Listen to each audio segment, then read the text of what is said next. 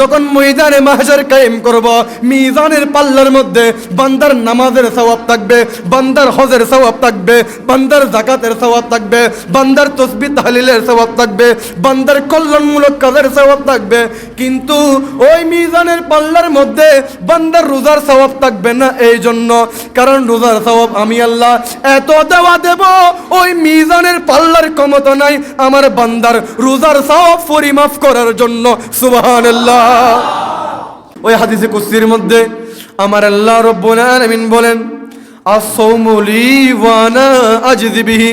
ও আমার বান্দারা শোনো, রোজা আমার জন্য, রোজার সওয়াব আমি আল্লাহ নিজের হাতে দেব। সুবহানাল্লাহ। রোজার সওয়াব কে দিবে? কোন হাতে? নিজের কুদরতের হাতে।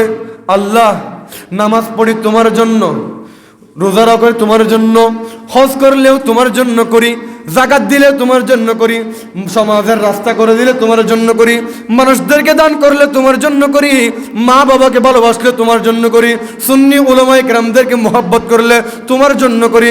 পৃথিবীর জমিনে যত ইবাদত আছে সমস্ত ইবাদত তোমার জন্য করি। কিন্তু তুমি নামাজের সওয়াব নিজের হাতে দিবে বলো নাই, হজের সওয়াব নিজের হাতে দিবে বলো নাই, যাকাতের সওয়াব নিজের হাতে দিবে বলো নাই, তাসবিহ তাহলিলের সওয়াব নিজের হাতে দিবে বলো নাই। শুধুমাত্র রমজানের সওয়াব, রোজার সওয়াব আপনি নিজের হাতে দিবে বললেন। কারণ কি? আল্লাহ বলেন, আস-সাওমু লি ওয়া আনা আজজি বিহি। রোজা এমন একটা ইবাদত, যেই ইবাদতের সওয়াব আমি আল্লাহ ফেরেশতাদের মাধ্যমে নয়, মিজানের পাল্লার মাধ্যমে নয়, আমি আল্লাহ আমার কুদরতের হাতে দান করব। সুবহানাল্লাহ। তা আল্লাহ এমন কেন? নামাজের চাইতে বড় ইবাদত পৃথিবীর জমিনে আর নাই। ইসলামের 5টি স্তম্ভের মধ্যে কালিমার পরে সর্বপ্রথম স্থান হচ্ছে কিসের? নামাজের। কারণ as-সালাতু মিরাজুল মুমিনিন, as-সালাতু মিফতাহুল জান্নাহ। নামাজ হচ্ছে বেহেশতের চাবি, নামাজ হচ্ছে মুমিনের মেরাজ। এইরকম নামাজের সওয়াব আপনি নিজের হাতে দিবে বলেন নাই।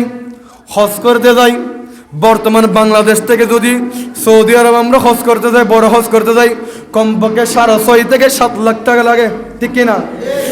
6 লক্ষ থেকে 7 লক্ষ টাকা লাগে।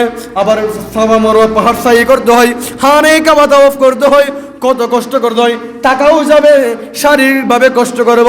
এত কষ্ট করে ইবাদত, কিন্তু হজের সওয়াব আল্লাহ নিজের হাতে দিবে বলে নাই।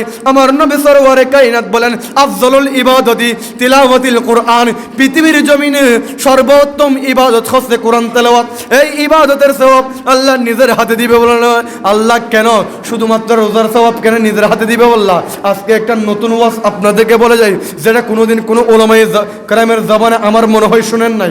আল্লাহ রোজার সওয়াব নিজের হাতে দিবে বললেন এই জন্য, আল্লাহ বুঝাইতে চাইলেন, যখন ময়দানে মাহশর কায়েম করব, মিজানের পাল্লার মধ্যে বান্দার নামাজের সওয়াব থাকবে, বান্দার হজের সওয়াব থাকবে, বান্দার যাকাতের সওয়াব থাকবে, বান্দার তাসবিহ তাহলিলের সওয়াব থাকবে, বান্দার কল্যাণমূলক কাজের সওয়াব থাকবে।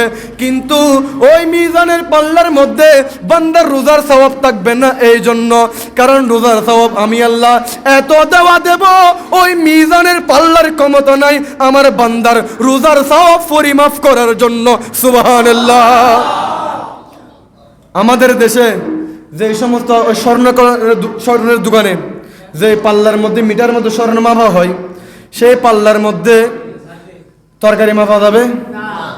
যে সমস্ত পাল্লার মধ্যে তরকারি মাপা হয়, সেই পাল্লার মধ্যে লাকড়ি মাপা যাবে না। যে পাল্লায় লাকড়ি মাপা হয়, সেই পাল্লায় বড় বড় লোহাগুলো মাপা যাবে না। এক একটা পাল্লার এক একটা ওয়েট, এক একটা পাল্লার এক একটা ক্যাপাসিটি, এক একটা পাওয়ার। আল্লাহ বলেন, আমি যেই মিজানের পাল্লা তৈরি করলাম ময়দানে মাহশরে বান্দার সওয়াব মাপার জন্য, বান্দার গুনাহ পরিমাপ করার জন্য, যেই মিজানের পাল্লা তৈরি করলাম, ওই মিজানের পাল্লার একটা নির্দিষ্ট পাওয়ার আছে, একটা নির্দিষ্ট ওয়েট আছে। কিন্তু রোজার সওয়াব এত বেশি দেব, এত দেওয়া দেব, ওই মিজানের পাল্লার ক্ষমতা নাই আমার বান্দার রোজার সওয়াব মাপার জন্য। সুবহানাল্লাহ। আল্লাহ আমাদেরকে এই রমজানুল মুবারক মাস সম্মানের সাথে, তাজিমের সাথে আদায় করার তৌফিক দান। সকলে বলুন আমিন।